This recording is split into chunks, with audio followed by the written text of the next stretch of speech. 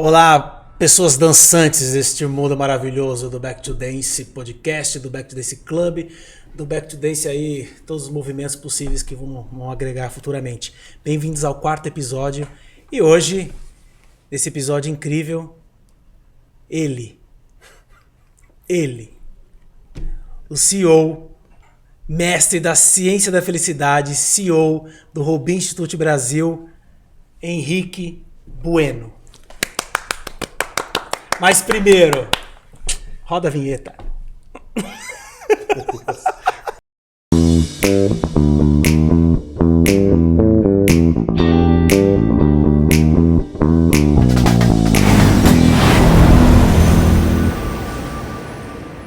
Hoje vamos falar sobre psicologia positiva, Inspire, bem-estar e felicidade.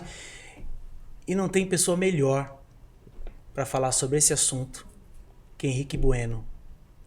E por incrível que pareça, conheci esse cara hoje. 2 anos e meio, eu fiz minha certificação internacional em psicologia positiva pelo Robin Institute Brasil, que é um curso incrível, uma certificação internacional incrível. Então você que está assistindo aí, entra lá no Robin Institute Brasil, se informe sobre a certificação internacional.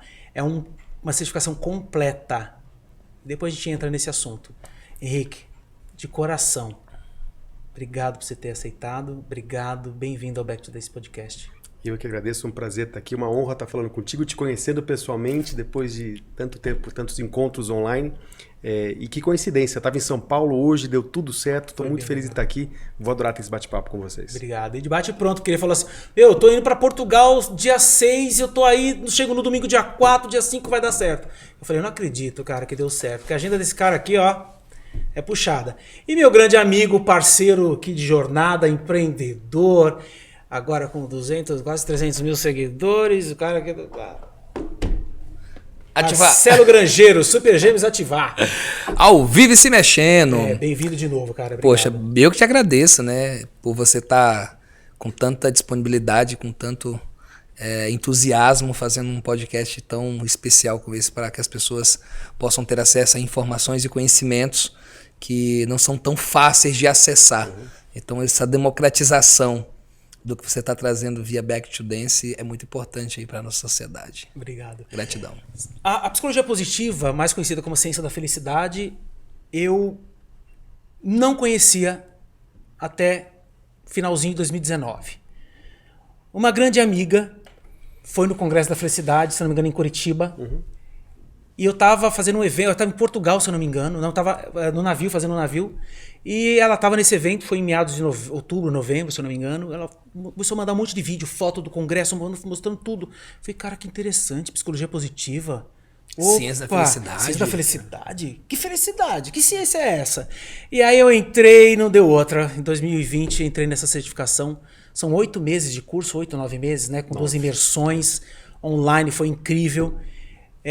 Tô falando sobre psicologia positiva porque foi a cerejinha, como eu falei no outro episódio, foi a cerejinha do bolo da metodologia Back to Dance que une a comunicação não violenta, inteligência emocional, atenção plena e a psicologia positiva por meio do movimento, trouxe 2 sistemas correlacionados por meio do movimento para a gente entender melhor, interiorizar, exteriorizar nosso movimento, nossas emoções, gerir de uma forma mais qualificada, uma coisa mais entendível, né? Se existe essa palavra, de como você pode chegar à ideia principal do Back to Dance, que é você gerir.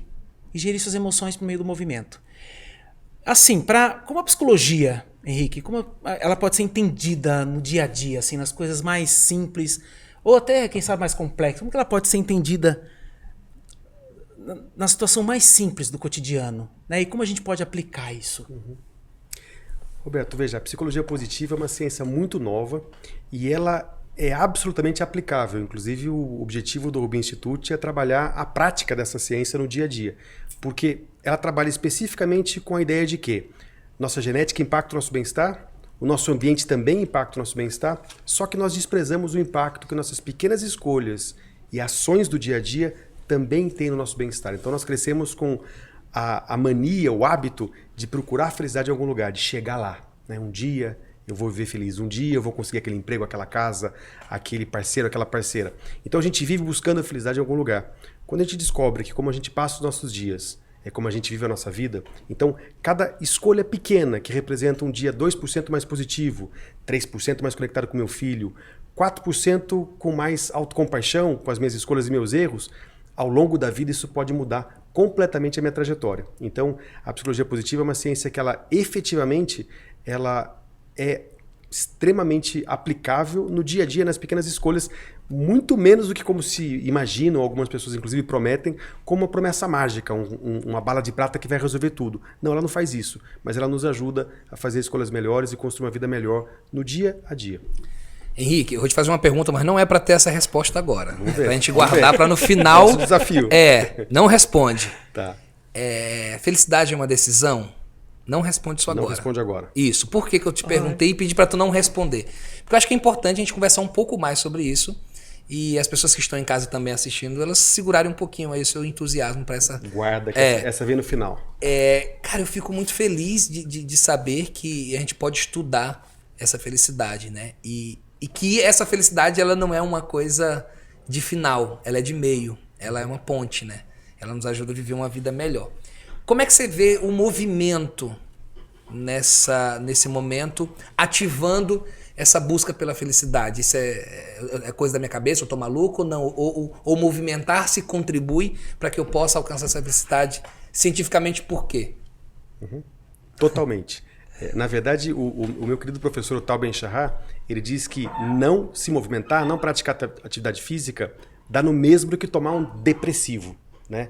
Então, a ciência já claramente constatou que o movimento ele faz parte, é uma das dimensões fundamentais para uma vida mais feliz. Não dá para ser mais feliz, o Roberto conhece muito bem o modelo SPIRE, de felicidade e bem-estar integral. Não dá para ser feliz sem cuidar do bem-estar físico. E o bem-estar físico tem dois domínios. O primeiro que é cuidar do corpo. Né? A gente não vai ser feliz em nenhum lugar, a não ser o nosso próprio corpo. E como é que a gente cuida do corpo? Com repouso. A gente tem mania de não repousar, de querer produzir o tempo inteiro, de não ter um tempo para você mesmo. Repouso, alimentação e movimento. Né? As comunidades mais saudáveis ao redor do mundo são as comunidades que têm um movimento dentro do seu dia a dia. Inclusive não é movimento de ir para academia, se arrebentar e voltar para casa e passar 3 meses sem fazer nada. É movimento do dia a dia mesmo. A dança, inclusive, é um movimento fundamental porque além de movimentar o corpo, ela também movimenta o espírito, ela conecta pessoas. Então a dança engloba várias dimensões do bem-estar integral. Mas o movimento é fundamental para você construir mais felicidade. Não dá para você pensar uma vida mais feliz sem incluir o movimento, sem incluir algum tipo de atividade física no seu dia. Quer perguntar? Que tu vai deixar aqui, eu já começo. Ele entrou no método, no SPIRE, né? Que é as dimensões. Assim, que o S é de... Espiritual? P, físico. Deixa eu só explicar por que essa é espiritual, tá? É porque o modelo SPIRE foi desenvolvido pelo Robin Institute, pelo Tal Ben-Shahar, Megan McDonough e Maria Sirois. É um modelo cientificamente embasado que traz as 5 dimensões do bem-estar. Né? Não dá para ser feliz em linha direta. A gente pode ser feliz alimentando escolhas e comportamentos, tendo comportamentos construtivos nessas dimensões. E por que é SPIRE? Porque SPIRE, ao mesmo tempo, faz parte da palavra inspirar em inglês. Então, SPIRE é a base da vida. E SPIRE é o topo de uma igreja, é o topo de uma montanha, ou seja, é o nosso destino, nosso objetivo. Então o grande objetivo da vida é viver bem-estar integral. Né? E por isso que eu não traduzi em português, que eu não ia conseguir fazer um acrônimo nem perto desse de qualidade. Então S tem a ver com bem-estar espiritual, P com físico, I intelectual, R relacional e E emocional. Nós podemos praticar comportamentos, construir hábitos novos em cada uma dessas dimensões rumo a uma vida mais feliz.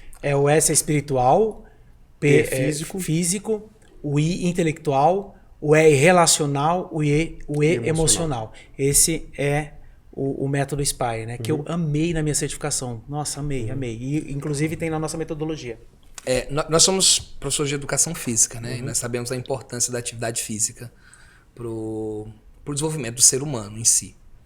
E nós sabemos que ao se movimentar, nós produzimos várias substâncias que provocam sensação de bem-estar, de alegria e prazer. Só que na dança, nós temos 2 coisas muito específicas que a gente não encontra em nenhum outro lugar. Primeiro é o uso da música com o movimento, né? E o segundo é a leveza por meio do movimento. Principalmente para quem é homem, que às vezes foi sempre criado naquela rigidez, a dança vem para deixar isso mais maleável. Então a gente consegue ativar isso. Isso auxilia, acelera atrapalha, potencializa essa busca pela felicidade? O fato de ter o movimento, a música e essa ternura, essa suavidade no movimento, Henrique? Eu gostaria de ver um estudo específico sobre isso. Eu não tenho nenhum estudo que eu conheça especificamente sobre a dança. Mas quando você me fala dessa conexão, eu vejo que a dança conecta automaticamente várias de nossas forças. Então, se eu aprecio, por exemplo, uma das forças que o ser humano pode ter é a apreciação da beleza e excelência. Eu tenho essa força, inclusive. Se você tem essa força, você pode conectar essa força quando você está ativamente dançando, com a música que você está ouvindo, com a capacidade, com o movimento que você está fazendo. A dança conecta o relacional, quando você está dançando com o parceiro, olho no olho. Ela conecta com o movimento físico em si, mas também conecta com uma questão com o coração, espiritual, né? de coração. O contato da dança 2 é pelo coração, né? Isso. É o primeiro que se conecta, né? Então, eu acredito que a dança seja um dos movimentos mais ricos em relação ao bem-estar, porque ele conecta várias realmente dimensões do bem-estar, até o intelectual, para você aprender os movimentos, né? Tá despertado em... Inclusive, você não está sabendo, mas Manu e eu vamos fazer uma dança em Curitiba em breve. Ela está procurando lugar para a gente fazer isso, para a gente começar a dançar, porque realmente eu quero dançar melhor, mas eu posso te indicar um lugar em Curitiba. Depois eu vou pegar com Pronto, você. Tá. Roberto, posso fazer outra pergunta? Roberto, eu fico... Você me solta? Não, eu posso fazer uma? Pode, claro. Tá bom, vamos lá. Nesse mundo, nesse constante conflito que o mundo está hoje, eu me questiono, mas aí eu vou me questionar já jogando essa bucha para você. A felicidade, ela é um bem universal? Fala um pouquinho mais sobre isso. O que quer dizer com o bem universal? Eu digo assim, ela... Seria importante as pessoas terem um contato maior do que é felicidade? Será que as pessoas no mundo que estão sofrendo hoje, com tantas guerras, com tanta fome, com tanta... Será que... Por exemplo, eu não conhecia a ciência da felicidade até... E olha que a gente estuda tanto que eu não conhecia. Talvez por falta de interesse, por falta de realmente na minha vida não ter aparecido uma situação que me fizesse levar para esse caminho, entender o que é a ciência da felicidade. Você acha que no mundo todo seria importante as pessoas terem um acesso, ser ensinado isso de uma forma... Na escola, por exemplo. Mais democratizado. Por exemplo, na escola. Pô, se na escola fosse ensinado que é a ciência da felicidade e ela virasse um bem, assim, que todo mundo fala, não, peraí, se está acontecendo essa coisa comigo, deixa eu me situar. O que é felicidade? O que eu posso adquirir nas pequenas coisas, no meu dia a dia, por meio do método Inspire, por exemplo, né? Você acha que... Por que isso não é tão... A impressão que eu tenho, não é tão difundido assim? Por que isso... Eu acho, por exemplo, a gente aprende matemática, história, física, geografia na escola desde pequeno, certo? Pequenininho a gente está aprendendo isso. Mas não tem algo que nos faça entender, estudar, para gerenciar nossas emoções. Por que não tem ciência da felicidade? O que falta para ser um bem universal? Tá. Então, alguns pontos que eu acho importante aqui. Primeiro que a psicologia positiva é muito nova. Ela começou em 98. Então, é algo que está começando. Nós estamos começando a mergulhar nesse universo. Segundo, que o prêmio Nobel de Daniel Kahneman, ele chegou na conclusão que nós decidimos primeiro pela emoção, depois pela razão, também há pouco tempo. Então, a inteligência emocional não era parte do currículo de escolas. Hoje já, de certa forma, né? No currículo básico já é obrigatório você educação socioemocional nas escolas.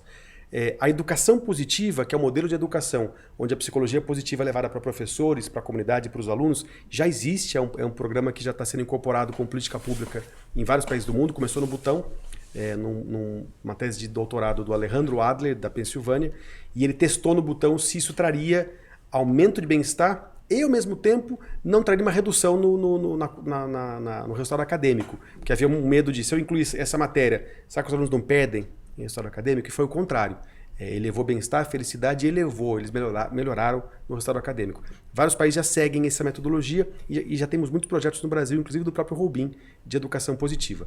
O que é importante só é que, na minha opinião, felicidade é uma busca do ser humano por natureza, né? É um grande sonho que todos nós temos. A gente pode dar qualquer outro nome, mas tudo que a gente faz em busca de ser mais feliz, né? A gente quer comprar um carro novo, um barco, quer fazer um monte de coisa, por quê? Porque a gente quer ser mais feliz. Aristóteles já dizia isso, né? Que o grande objetivo do ser humano é a busca da felicidade. Então, eu entendo que sim, todos nós queremos isso, mas a coisa mais trágica que a gente pode fazer para o indivíduo é dizer para ele, quando ele está vivendo luto, vivendo a dor, vivendo a perda, vivendo uma situação de guerra, para com isso, você tem que ser feliz, você tem que... Sabe, a mesma coisa você pedir para alguém que está passando, acabou de ser vítima de perdeu um parceiro de vários anos, perdeu um amigo, perdeu um filho, e você dizer para ele, vem cá, vamos dançar. Às vezes a pessoa precisa de um tempo para isso. Então, a primeira coisa que a gente precisa fazer para viver uma vida mais feliz é lembrar que a gente é ser humano, né? Que nós somos de carne e osso, que a gente sente todas as emoções e todas elas são válidas, que a gente vai passar por dor na vida, a gente vai sofrer, a gente vai sentir cansado às vezes, a gente vai se sentir às vezes triste, frustrado, e tá tudo bem, né? Como é que a gente lida com isso e aprende que a gente pode construir escolhas melhores. Se a gente, e eu vejo muito isso hoje, o que todo mundo tem dito aí como a ditadura da felicidade ou como a positividade tóxica, é exatamente essa cobrança, né? Quando a pessoa é cobrada a pensar em alguma coisa quando ela não está pronta para isso, ou agir de um jeito quando ela não está pronta para isso. Então a primeira coisa que você tem que fazer é respeitar a vida como ela é, respeitar o momento de cada pessoa. E se ela se abrir e tiver interesse em conhecer, com certeza a psicologia positiva tem muita ferramenta para ajudar. Mas dizer para alguém que acabou de perder um ente querido, para com isso, olha as coisas boas que tem na sua vida, pratique gratidão. Para mim é uma das coisas mais tristes que você pode fazer por alguém. E eu vejo muito isso hoje e que tem trazido essa ideia da ditadura da felicidade. Não, você não tem que estar feliz o tempo todo. Você tem que viver a sua vida. E aprender que apesar da vida bater forte às vezes, nós continuamos tendo escolha. A gente pode ainda assim encontrar um segundo, um minuto de positividade ou de otimismo ou de razão para ter esperança no nosso momento mais negro. Inclusive no filme Divertidamente, mostra perfeitamente o quanto a raiva e a tristeza são importantes no processo de gerenciar as emoções, né, no processo de felicidade, não tem como. Não adianta eu falar pro meu filho tem 4 anos, a minha filha tem 8. Uma vez minha filha soltou assim, eu tô com raiva do Antônio. Falei, filha, aí não vou cortar essa raiva. Deixa ela sentir. Depois nós vamos conversar sobre essa raiva. Mas eu como pai, e por tudo que eu estudei da psicologia positiva, eu não posso falar assim, você não pode sentir a raiva do teu irmão. Você não pode. Deixa ela sentir. Depois eu vou lá e converso. Por que você teve essa raiva? Qual o sentimento que te trouxe para... O que te levou a sentir raiva, filha? O que é raiva para você, filha? O que é raiva? E aí trabalhar aquela emoção com ela de uma forma leve, mas sem cortar. Que aquilo, um certo momento da vida, ela vai segurar aquilo. E o corpo vai responder. É difícil. Antes da minha certificação no Robin, eu não tinha essa noção. Você ainda, inclusive, contou uma história dos teus filhos, né? Mais ou menos parecida com isso. Se quiser contar, fica à vontade.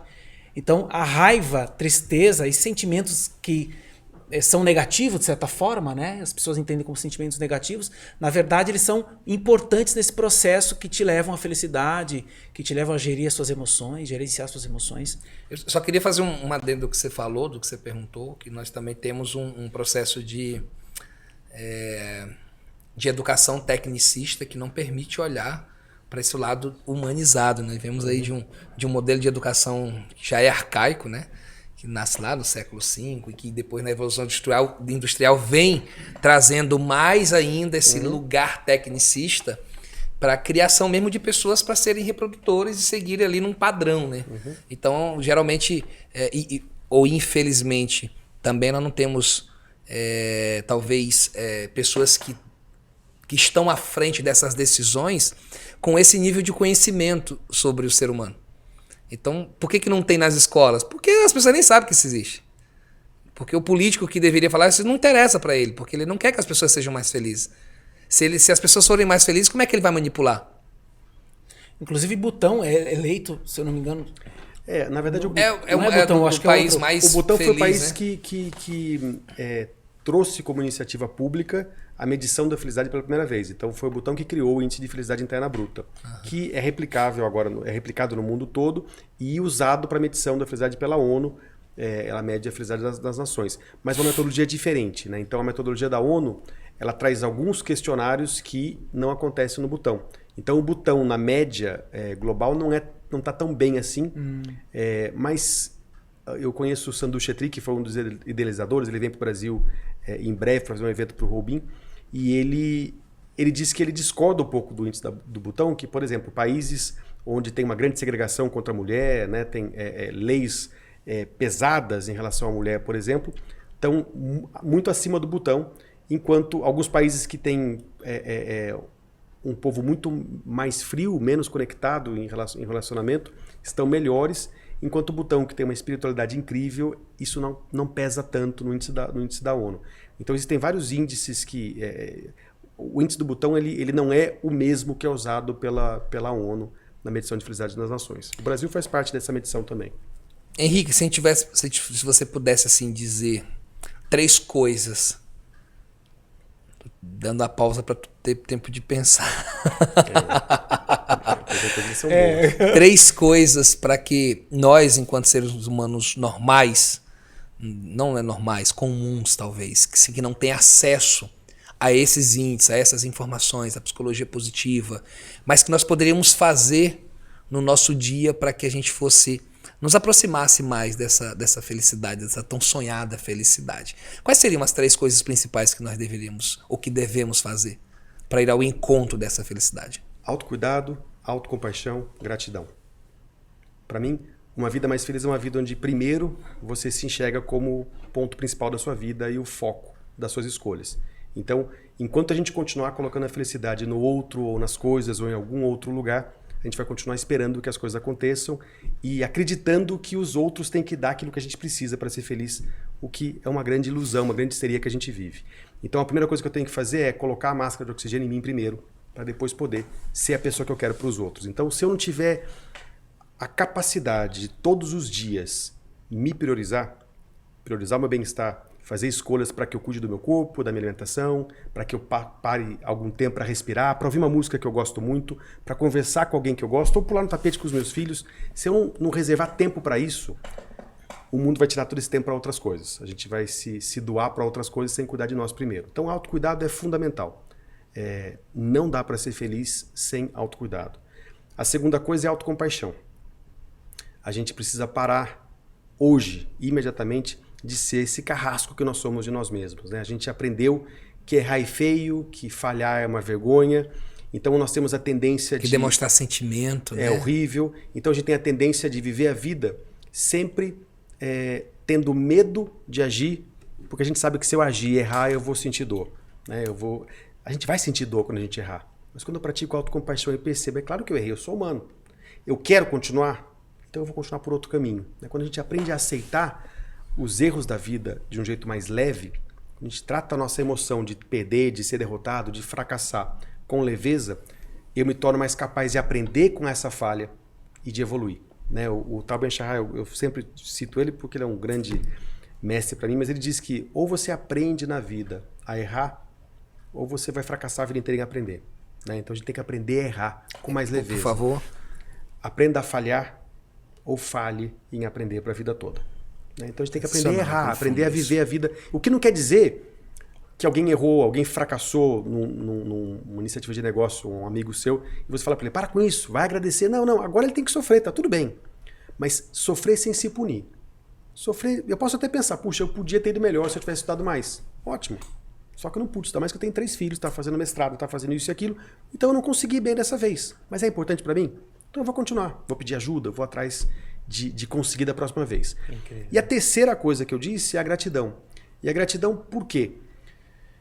Porque nós vivemos uma vida associada ao foco que a gente dá, né? Então, nós achamos que a gente enxerga a realidade como um todo, percebe a vida como um todo, mas a gente não percebe o todo da vida. A gente percebe aspectos muito limitados, geralmente baseados num viés que eu tenho, que faz com que meu cérebro busque o negativo, o perigo, os defeitos, as dificuldades do dia a dia. Quando eu começo a praticar gratidão, não do jeitinho que se diz hoje, que virou moda, né? O hashtag gratidão para qualquer coisa que você né? Assinatura de e-mail, gratidão, ou gratidão na frase sem sentir. A gratidão como palavra é só bonita. Ela só é transformadora como efetivo sentimento, como algo que você de fato vive. Então é a gratidão de você realmente sentir aquilo, de você olhar para alguma coisa boa no seu dia e saborear aquilo, e lembrar, né? Não só lembrar e saborear, mas demonstrar. Então, não existe como construir um relacionamento positivo, não existe forma melhor de construir uma relação positiva com os outros do que com a prática de gratidão. né? Apreciando o que tem de bom no outro. Nós temos a tendência de só falar com um parceiro de muito tempo, por exemplo, uma parceira, para criticar o que ela faz de errado, ou que a gente não gosta. Quantas vezes a gente para de fato apreciar as pequenas coisas boas? E por que isso é importante? Porque quando eu começo a apreciar mais a vida, eu começo a perceber que sim, eu estou precisando fechar aquele projeto, eu preciso ser um pai melhor, eu tenho um monte de coisa que está faltando e que eu quero melhorar na minha vida. E tem mais um monte de coisa que se eu não agradecer e não perceber, passa despercebida. Então quando você pratica a gratidão, você começa a construir no seu cérebro um mindset de jogar fora a ditadura do ou e abraçar o e. A ditadura do ou. E abraçar o e. Eu não tenho que chegar lá ou eu não vou ser feliz. Mas eu posso estar passando por uma dificuldade financeira agora e perceber que mesmo assim eu me alimento bem. Eu posso estar com uma dificuldade em casa e olha os filhos que eu tenho. Eu posso estar estressado pelo trabalho e quando eu chego no meu sítio e eu olho para a natureza, eu vejo que eu tenho calma ali. Como é que eu trago essa calma para mim? Então, quando você começa a praticar gratidão, você começa a perceber mais do mundo. E ao perceber mais do mundo, você tem mais condições de fazer escolhas melhores. Eu comecei a fazer um negócio assim. Percebi em mim que eu tinha uma tendência de quando você falava assim, pô, você conhece o Roberto? Eu falei, pô, conheço, pô, gente boa. Mas, pô, o Roberto também, às vezes ele... Aí eu comecei a perceber que eu tinha naturalmente esse mau hábito, né? De falar, não, ele é muito legal, mas sempre puxava um defeito do Roberto. Eu falava, pô, o que tá acontecendo? Por que eu tô fazendo isso, né? Uhum. E aí eu comecei a fazer um exercício comigo mesmo, né? Tá, eu não vou falar mais o defeito do outro. Eu vou só falar a coisa boa do outro. E aí eu percebi que eu ficava inquieto porque eu queria... Porque eu percebi também que as pessoas elas tendem a se aproximar mais de você quando você tá coisa ruim. Sabe, se você senta do lado de alguém no ônibus e fala assim, ó, tudo bem? Pô, tô feliz pra caramba hoje. A pessoa, esse cara tá maluco, esse cara é doido, né? Ele já vira. Mas se você senta e fala assim, ó, a vida tá ferrada, né? O cara, tá mesmo. Nossa, eu tô sentindo a mesma coisa. Cara, impressionante isso. Como isso é mais forte do que a gente, cara. Uhum. Como isso faz com que a gente se conecte. Eu falo assim, cara, você quer puxar assunto com alguém, é só falar de uma desgraça pra pessoa. Mas é a coisa da vibração, e se você fala de uma coisa positiva, a outra pessoa fala assim, só esse maluco aí que tá feliz aí. É como se todo mundo tivesse triste, cara. Mas esse é um ponto. A gente se torna bom naquilo que a gente pratica, né? A gente cresceu fazendo isso. A gente cresceu ouvindo isso e vivendo assim, né? A gente só vai sair desse modo de agir com prática. Né? Então, não acontece do dia para a noite. Né? Não é porque eu comecei a usar a psicologia positiva que agora muita gente pergunta isso, né? Você é feliz? Eu sou igual a qualquer outra pessoa. Só que eu aprendi técnicas, ferramentas que eu posso usar no dia a dia para escolher hoje fazer alguma coisa que me faça um pouco melhor, né? Construir um pouco de bem-estar no dia a dia. Então, quanto mais você pratica, melhor você fica. A gente tem realmente esse hábito. Eu percebo muito isso. Quando você entra no Uber, por exemplo, existe essa tendência, né, de todo mundo falar, mas agora tem eleição, agora tem isso, e Copa do Mundo. Então a gente tem essa tendência mesmo de ir pro negativo. Mas isso é um viés biológico nosso, né? Naturalmente a gente tem a tendência mesmo de focar no negativo. Pensa, quem está num relacionamento de longo tempo, né, já há muito tempo juntos, mudou alguma coisa da paixão para agora? Depois de 10, 15 anos juntos? Muda muito. Né? No começo, você só olha as coisas lindas que o outro te faz. Depois de 10 anos, a pessoa continua te fazendo as mesmas coisas lindas, só que você acostumou com isso. A gente tende a olhar só quando alguma coisa faz que não é do nosso agrado. Como é que a gente continua praticando a apreciação num relacionamento mais longo, que já existe há 10, 15 anos? Como é que a gente o meu que está há 17 anos. Como é que você constrói isso? Então essas escolhas, elas não viram uma chave, não é uma bala de prata que resolve tudo, mas é uma prática, é uma percepção. Henrique, qual a diferença entre uma vida equilibrada, por exemplo, e você falou de positividade tóxica, né? Uhum. Tóxica. Como que a gente trabalha essa diferença, né? Você consegue explicar a diferença entre uma vida equilibrada e essa pegada que tá rolando muito, assim, que eu vejo as pessoas falando, essa coisa de positividade tóxica tá me irritando. Eu vi uma pessoa falando assim, eu falei, mas... me explica essa diferença de vida equilibrada. Roberto, para mim, positividade tóxica não existe. Eu começo por aí. Existe você aprender a construir uma vida mais positiva. Existe você fingir que tá bem para aparecer bonito na foto do Instagram. Tá? Então, o eu na internet e o eu na vida real, né? Isso. Então, ou existe, ou você está positivo, ou você está praticando ferramentas para se tornar alguém mais positivo, ou você, se é tóxico, é que você está fingindo para os outros que está positivo. Ou pior, que também pode entrar, é você cobrando dos outros que eles estejam quando eles não estão prontos para estar, porque estão passando por uma dor ou alguma coisa nesse sentido. Porque uma vida mais equilibrada, e eu gostei do termo equilibrado que você usou, porque quando as pessoas me perguntam, Henrique, nas suas palavras, o que é uma vida mais feliz? Para mim é uma vida mais madura. Uma vida mais feliz não é uma vida onde está tudo resolvido, tudo certo na minha vida. Isso nunca vai acontecer. Não equilibrada. Entra aí? Uma vida equilibrada seria isso? Eu gosto de dizer vida madura pelo seguinte. Quando você aprende que a vida humana é uma vida de altos e baixos, que você vai ter um monte de emoção que tem a ver com a nossa biologia, né? O nosso sistema límbico, ele percebe e reage aos fatos da vida muito antes de eu pensar sobre isso, né? Então, quando eu aprendo que a vida é assim e eu sou capaz, apesar disso, de fazer escolhas melhores, eu começo a construir mais condições de viver em equilíbrio e viver uma vida mais positiva. Por exemplo, se eu perder alguém, um ente querido, eu vou estar em equilíbrio naquele momento? Não, talvez eu vou estar em luto. Só quando eu pratico luto com aceitação, eu estou em luto e eu posso pedir para minha esposa, amor, pelos próximos... hoje, eu não quero nem ficar com os meninos, eu quero que você fique com eles, que eu preciso ficar sozinho.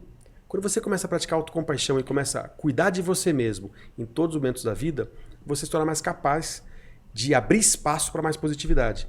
O problema que a gente vive é que a gente quer chegar, a gente acha que vai existir um dia um remédio que você toma, cheguei lá, e agora eu fico aqui. Né? Essa felicidade constante não existe. E nunca vai existir. Então, quando você fala em equilíbrio, eu acho que a gente vive em desequilíbrio às vezes. Né? Eu perdi alguém, eu tô lá embaixo. Falar isso. E tá tudo bem. Eu não tenho que aqui... mas agora você tem que praticar o Spire. Você tem que buscar sua espiritualidade, você tem que ler alguma coisa para praticar o intelectual e tem que sair fazer uma caminhada. De jeito nenhum. Eu acabei de perder alguém que eu amo, eu quero ficar na cama e tá tudo bem. E por isso que eu disse que autocuidado, autocompaixão e apreciação. Né? Eu estou escolhendo primeiro cuidar de mim. Eu tenho compaixão comigo mesmo nesse momento. E quando eu faço isso, eu abro espaço para apreciar. Puxa, eu tô num luto. A última coisa que eu quero é sorrir ou ficar feliz agora. Essa ideia de você tem que estar feliz. Não, eu tenho que sofrer o luto. Mas eu consigo perceber, caramba, eu posso agradecer minha esposa hoje no luto. Eu posso agradecer a Manu quando eu pedi para ela ficar com os meninos, para eu poder ficar o dia inteiro na cama. Ela disse sim. E quando ela deitar na cama, eu posso estar chorando e falar, amor, obrigado por ter me ajudado hoje, me deixado ficar aqui. Eu estou praticando apreciação no luto. Né? Então, para mim, essas 3 ferramentas são a base para a construir uma vida e de relacionamentos melhores também. E eu acho que você falou aí faz muito sentido, porque a vida não é um equilíbrio. A vida é um desequilíbrio.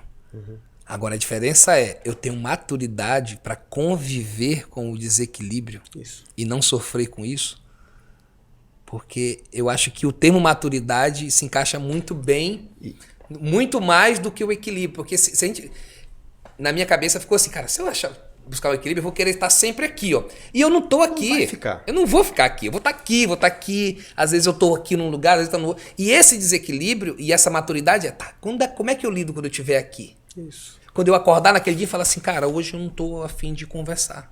Porque tem dia que eu acordo assim. Tem dia que eu acordo e quero conversar com o silêncio. Eu vejo um barulho e falo, não queria... Nossa, eu sou muito assim, gente. Eu quero conversar com você. Mas tem dia que eu acordo, boto o som no máximo e quero ouvir aquela música no som no máximo. Isso não é nada de equilíbrio, é desequilíbrio, né? E quando você fala, eu falo, cara, não é o equilíbrio que a gente tem que buscar, é maturidade. É encontrar o seu jeito, né? Tanto que quando você pensa na definição, né, no estudo da autenticidade, olha que interessante, a autenticidade tem 2 domínios fundamentais. O primeiro é congruência. A pessoa autêntica é a pessoa que vive a vida em congruência com seus valores. E a pessoa autêntica é a pessoa que convive bem com a incongruência. Quer um exemplo? Vou imaginar que eu tenho integridade como um valor. Sério o negócio. Vai. Eu tenho integridade como um valor. Uhum. Então, para mim, ser íntegro é fundamental. Eu não vejo minha mãe há 3 meses e ela chega em casa e eu posso falar para ela e falar assim, nossa mãe, como você engordou. Eu estou sendo íntegro. Ou eu posso olhar para ela e falar, que saudade que eu estou de você, mãe, e não falar, não engordou. Essa convivência com a incongruência é fundamental também. A pessoa que acha que ser autêntica tá o tempo inteiro vivendo os seus valores, o tempo inteiro, ela pode se tornar rígida o suficiente para não lidar bem com as situações da vida. Eu. Quando eu me torno quando eu vezes me eu torno fazia capaz de lidar com a incongruência, eu aceito que eu tenho um valor, mas que essa não é a hora de eu trazer esse valor para a mesa. Essa é a hora de eu ser flexível e ouvir o outro, por exemplo. Aquele do super sincero, né? E tudo que ele quer ser sincero todo tempo e acaba estragando um monte de relacionamento porque não era o momento de falar daquilo ali e você acaba... Isso. Então, essa questão do equilíbrio, eu entendo, sim, que uma vida saúde tem a ver com equilíbrio, mas que nós não conseguimos o tempo inteiro estar nesse equilíbrio. A gente vai passar por várias situações. E quando eu passo por isso, quando eu aceito, pratico autocuidado e autocompaixão, eu consigo abrir espaço para, de um jeito mais saudável e mais rápido, chegar no equilíbrio de novo, ou me aproximar desse equilíbrio. Você acha que para ter essa vida equilibrada, é importante as pessoas terem noção das suas forças? Porque tem gente que não faz a mínima ideia aonde, como descobrir, qual o método. O VIA, por exemplo. Você quer falar um pouquinho sobre isso? Como que a pessoa descobre quais são as suas forças de caráter? Então, se a gente pedisse para alguém, se eu pedisse para alguém hoje que está ouvindo a gente aqui, né, pega uma folha de papel e pelos próximos 3 minutos, coloca todos os seus defeitos, tudo que falta na sua vida nessa folha. Eu acho que em 3 minutos a gente enche a folha ou até vira do avesso, vira do outro lado para escrever mais um pouquinho. Se eu desse mesmo 3 minutos, agora escreve o que faz de você único, suas forças, seus talentos. Eu tenho certeza que todo mundo que está ouvindo aqui vai olhar para cima e vai começar a pensar. E vai demorar para colocar algumas palavras na folha.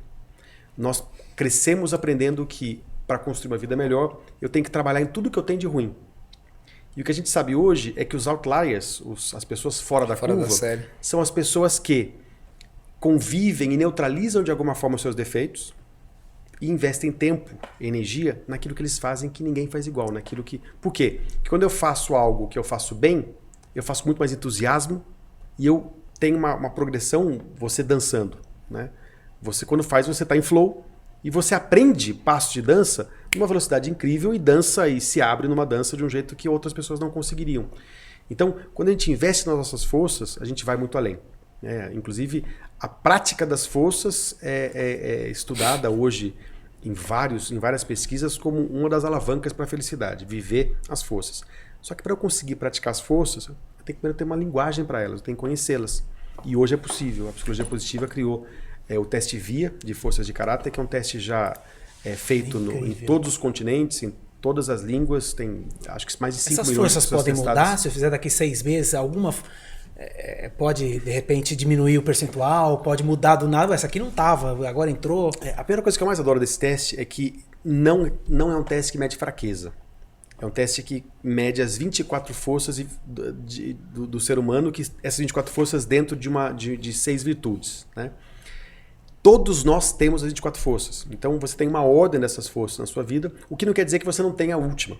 A última ela não aparece com tanta naturalidade, não é tão imediata em você. Mas as forças, elas são circunstanciais.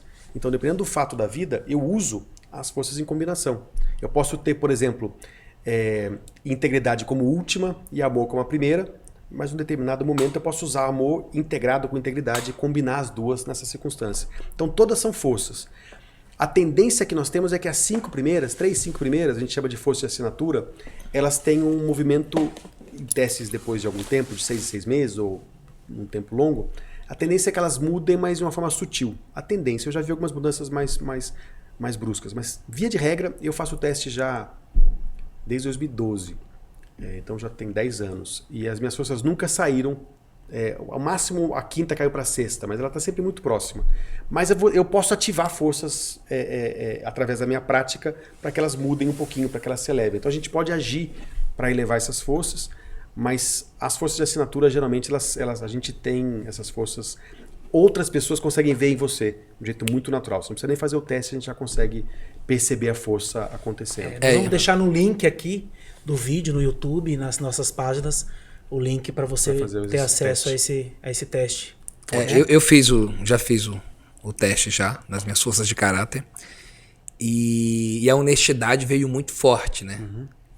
E por que eu tô falando isso? É porque há pouco tempo eu decidi conhecer um pouco mais sobre a política no nosso país e estava me preparando para a possibilidade de sair como candidato a deputado estadual. Uhum. E não consegui, porque eu não consegui lidar com a desonestidade na política, né? Uhum. Por ser uma força muito forte e tá lá entre as minhas 5 de assinatura. Uhum. como é que a gente convive com isso? Porque a minha maior solução foi, não vou ser político. Não tem como. Eu não tive como. Né? Você ia contra a sua força. É uma Cara, coisa é muito forte. Quem nunca fez, quem não sabe quais são suas forças de caráter, vai lá no link e faz o teste, porque te dá uma clareza muito grande do porquê que você age como você age. Porque às vezes a gente não sabe porquê. Mas o que eu acho que é mais bacana, não só porque eu ajo como eu ajo, mas não você saindo de uma ação que você fez uma escolha, se arrependendo, eu queria tanto ser candidato. Eu queria tanto conseguir. Não, você sai falando, eu não consigo. Eu não consigo. Porque é minha força. Então, na verdade, consigo. eu estou usando. Você sai de uma. Você faz uma escolha como essa através das forças, não olhando como uma fraqueza. Eu lembro quando eu trabalhava no mundo corporativo. Boa. Não, isso faz uma diferença muito grande, porque assim, os caras falam assim, mas você como é que a gente fala?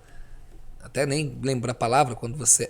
você foi covarde. Isso. Eu falei, não, cara, eu fui forte. Isso. Porque os meus valores não me permitem fazer parte desse sistema. Exatamente isso. Não estou sendo covarde, não. Eu estaria sendo covarde se eu entro e eu me traio. Aí eu estaria sendo covarde, porque daí eu te garanto que eu não ia conseguir dormir. Eu ia ser uma pessoa infeliz, eu ia engordar, eu ia acabar fazendo uma série de outras coisas que iriam contra... E outra, covarde pra quem? Né? Tipo assim, você tá sendo covarde. Quer dizer, será que não é pra ela que você tá sendo? Ela acha... A pessoa não entende que se você respeita as suas forças... Ela nem sabe o que é força. Então, mas aí tá... Ela nem sabe. Você não tá sabe sendo o JC, covarde. Tu conhece o JC? JC, tu conhece? Então, eu aprendi com ele assim, a coisa mais simples, você a perdoa, ele não sabe o que diz. A pessoa que fala um negócio desse, ela não tá falando por você, ela tá falando por ela. Ela que foi covarde até hoje de não ter assumido, de repente, um comportamento de uma pessoa honesta na política. Então, ela espelha em você aquilo que ela gostaria que fosse nela. Então, é muito interessante quando a gente tem essa clareza sobre quem nós somos, né? Para, de fato, essas atitudes e essas decisões, elas não se tornarem um karma. Porque eu poderia pensar assim, poxa, há 10 anos na frente eu falo, poxa, eu poderia ter sido candidato. Não, poderia estar infeliz, poderia estar enfrentando um processo como todos os candidatos aí enfrentam. E graças a Deus que eu sabia exatamente quais são as minhas forças, e por saber das minhas forças eu não vou... Fez a escolha a partir delas. O processo de autoconhecimento e a boa gestão das nossas emoções, eu quero entrar nessa pegada de emoção positiva e emoção negativa, porque você contou uma história uma vez do Teflon, do velcro e do Teflon. Cara, essa história é incrível, então ouça com muito carinho. Você pode falar dessa história? Olha que legal. Na verdade, tem a ver com isso, emoções negativas? Cientificamente, nós sabemos que o nosso cérebro é focado no negativo. Isso tem uma questão genética, evolutiva e cultural, né? Nenhum pai é chamado para a escola porque o filho está se comportando bem, sendo gentil com a professora, tirando 10. Vai, corre para casa. Né? Mas quando ele começa a beliscar o amiguinho, aí você é chamado, né? Então, nós temos um viés à negatividade. O negativo é muito mais forte que o positivo. Inclusive o marketing usa isso todo tempo, né? Marketing, o noticiário, né? Então, todo tempo. Então, a gente brinca, né, que o negativo é como o velcro. Ele gruda, ele marca. E no Divertidamente você vê isso, né? As memórias sendo formadas, destruindo um arsenal de memórias por causa de uma pancada emocional negativa. O negativo gruda, ele fica. O positivo é que nem o Teflon, ele escorrega, eu não percebo. Então a nossa tendência no dia a dia é comum, né? É claro que pessoas estão numa fase de viver um momento de guerra ou uma questão de conflito familiar, é claro que isso é diferente. Mas no dia a dia normal de um indivíduo, nós temos a tendência de ter muito mais momentos positivos do que negativos. Só que a gente vai dormir à noite lembrando dos 3 negativos e não desse monte de positivo. Então, por isso que a prática de gratidão é tão fundamental. Para eu treinar o meu cérebro, não para ignorar o negativo, porque eu não vou conseguir, biologicamente é impossível, eu vou estar de olho no perigo. Né? O meu sistema límbico ativa com o perigo antes de eu pensar sobre ele. Então isso vai continuar acontecendo. Mas eu começo a perceber que se eu deixar o meu cérebro agindo sozinho, ele vai focar só nisso.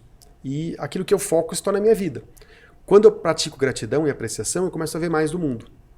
E quando eu vejo mais, eu vejo que eu tenho mais alternativas, inclusive pedir ajuda no momento de dificuldade, né? de falar com alguém que já passou por isso. Então, a ideia da gratidão é exatamente essa, para eu vencer esse viés natural à negatividade. Tem vou trazer de volta aqui lá para o nosso movimento do Back to Dance. Eu tenho algumas alunas e 2 dessas alunas eu percebi uma coisa muito distinta. Assim. Uma, eu estava na casa dela, estava enfrentando um problema no trabalho, aquele problema todo, ela estava irritada, ela estava assim. Aí eu falei assim, você consegue me dar 3 minutos? Não, eu falei, pra que você quer 3 minutos? Eu falei, não, 3 minutos, você consegue me dar? Ela, pra que você quer? Eu falei, pra eu te acalmar. Rosângela. Tá, o que você vai fazer? Eu me dá os 3 minutos? Ela falou, dou. Eu botei uma música, abracei ela, dancei ela, no 3 minutos ela estava no estado de calma. Aí aquilo começou a me chamar a atenção. Eu falei, caramba. E eu comecei a testar isso com outras pessoas. Eu tava com uma aluna que ela tinha muita ansiedade, ela tava muito ansiosa, falando rápido, muito nervosa. Não, porque eu tenho que terminar. Eu falei, você me dá 3 minutos? Uhum. Pra quê? Eu falei, não, 3 minutos. Não, pra que você quer 3 minutos? Porque 3 minutos. Não, 3 minutos. Fui lá, acalmei e dancei com ela. E aí eu comecei a criar um projeto chamado O Poder da Sua Dança, que era transformar as emoções negativas em emoções positivas por meio da dança. Uhum. E empiricamente, mas por ter vivido essas sensações, eu comecei a fazer esses projetos. Eu botava 1, 2, 3 músicas. A pessoa que às vezes chegava triste, chegava... Cara, depois de 10 minutos, a pessoa era outra pessoa. Né? E aí a gente está falando dessa questão do controle das emoções, de como ativar essas emoções negativas, as emoções positivas. E aquilo reverberava durante algum tempo na vida dela e depois ela voltava para o estado anterior, né? Como é que eu poderia pensar em fazer, se existe alguma possibilidade de repente fazer isso reverberar, se é possível expandir isso para mais tempo? Como é que a gente poderia fazer isso dentro desse movimento? Henrique. Eu sugeriria que você ensinasse a pessoa a fazer isso no dia a dia, né? Porque a gente às vezes pensa, né? Será que eu não vou encontrar uma ferramenta que vai durar 2 anos e aí depois eu faço de novo daqui a 2 anos? Não, como é que eu aprendo? Como é que eu ensino meus filhos que eles podem, num dia de tensão, de medo, de estresse, eles podem usar a própria respiração para acalmar? Que eles podem buscar música que os inspira para se desligar por 3 minutos e encontrar essa paz. Ou que eles podem fazer o que a Amy Cuddy, que é uma pesquisadora sobre físico, ela fala das poses de poder, né? Eu posso usar o meu corpo para mudar o que eu estou sentindo e o que eu penso de mim mesmo ao longo do tempo. Então, ao invés de a gente tentar encontrar uma prática que resolva tudo por um longo tempo, como é que eu aprendo a trazer essa prática para o meu dia a dia? Né? Como é que eu aprendo a parar no semáforo, em vez de parar preocupado com a hora, eu posso estar preocupado com a hora e respirar. Como é que eu aprendo a fazer isso no dia a dia? Então, se você conseguir transformar uma ferramenta que você coloca no seu trabalho para que o aluno leve para casa e pratique todo dia, ou quando ele precisar praticar, a gente vai trazendo a autocapacidade, que é a capacidade do indivíduo, aonde ele estiver, escolher o bem-estar, escolher o momento para ele. Ai, que doido isso, né, cara? Eu uso as 5 poses para ativar. Eu uso esses de respiração para elas poderem inconsciente, e a gente criou uma playlist delas mesmo, das músicas que elas mais gostam. E quando elas estão nesse momento... Tá no caminho. E fica até a dica, né? Se você estiver triste, escolhe 3 músicas que você adora, ponha na sua casa, fecha a porta do seu quarto e dance. Isso. Dance como se ninguém estivesse te olhando, que eu te garanto que a porta da 3ª música você já vai estar com outro nível de... Coloque a dança na sua vida, é isso mesmo, back to dance. Volte a dançar, coloque movimento na sua vida. E dança do seu jeito, né? Não é técnico, não. Você joga o braço pra cima. Qualquer movimento é válido. Faça movimento. Põe uma música que você mais gosta e acabou. É isso mesmo. Olha, vamos ter que terminar, cara. Ah, não acredito. Eu não respondi a pergunta primeira. Agora tem que as perguntas... Eu ia falar, não vou sair não. É mesmo. Desculpa, vai lá. Deixa eu repetir a pergunta para poder validar. Henrique, felicidade é uma decisão ou não? Felicidade é uma escolha e também está condicionada às circunstâncias. Então, seria muito pouco técnico eu dizer que todo mundo pode escolher felicidade e pronto, né? Existem pessoas em momentos diferentes. Então, eu não posso pedir ou esperar que alguém que está hoje na Ucrânia é uma decisão ser feliz. A minha decisão agora é sobreviver, né? Quando eu perco alguém, a minha decisão agora é aceitar que eu estou sofrendo e não querer sair Mas disso. Isso pode ser felicidade, não pode? Você aceitar as circunstâncias, mas... Do ponto de vista emocional, não, né? A felicidade é a conjunção de emoções positivas e de sentido. É quando eu percebo que... Quando eu sinto coisas boas e, ao mesmo tempo, eu percebo cognitivamente que minha vida é boa, que ela vale a pena. Então, essas duas coisas andam juntas. Então, quando eu estiver em luto, eu posso continuar percebendo o sentido da minha vida. Então, o que eu gosto de dizer? Felicidade é mais do que alegria. Alegria é só aquela emoção passageira. Eu senti alegria. Felicidade é a conjunção da emoção boa mais a percepção de que a vida faz sentido.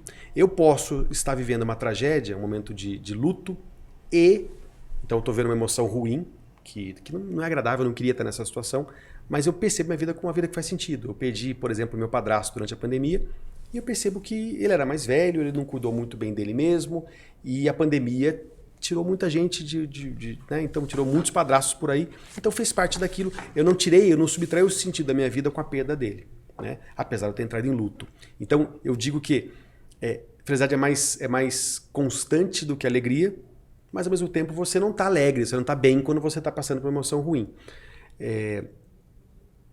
Então ela é uma escolha, mas ela também envolve escolher aceitar as emoções, envolve você viver a vida como ela é e não tentar o tempo inteiro estar fugindo, ou pior ainda, tratar as pessoas no dia que você está bem como se ela também devesse estar bem. Não, cada um tem o seu momento, cada um tem a sua forma de lidar. Inclusive isso, né? Para vocês, né? Felicidade é dançar, é ensinar dança, né? Para outras pessoas pode ser cozinhar, para outro pode ser andar de bicicleta, para outro pode ser trabalhar numa empresa. Tá tudo bem, né? Cada um tem o seu jeito. Isso que eu acho mais lindo da felicidade. A felicidade não empacota. Não diz que para ser feliz você tem que fazer isso. Não, você tem que encontrar o seu jeito. Mas se a gente não parar para se observar, para se tornar o laboratório da nossa própria vida e pesquisador da nossa própria vida, a gente nunca vai descobrir o caminho. É isso. Uau!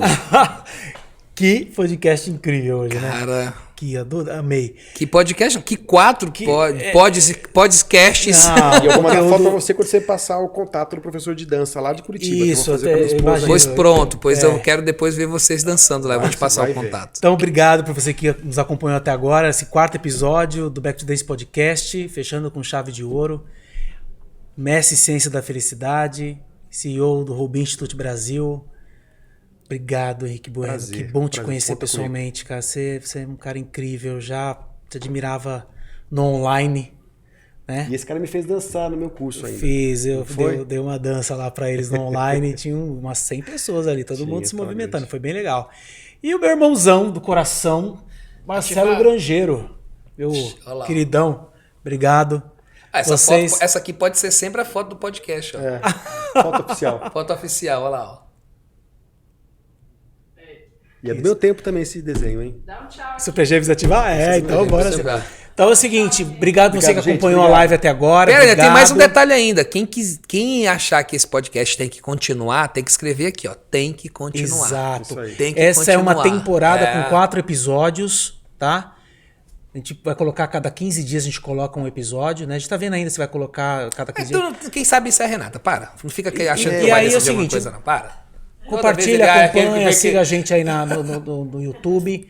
Indica pra 3 amigos ou 3 todas as nossas amigas, por páginas favor. do Henrique Bueno, do Robin, do Marcelo Grangeiro, Roberto Honório Oficial e Back to Dance Oficial. Um beijão no coração de vocês. Obrigado. Muito obrigado por acompanhar. Obrigado, gente. Valeu. Obrigado, Henrique.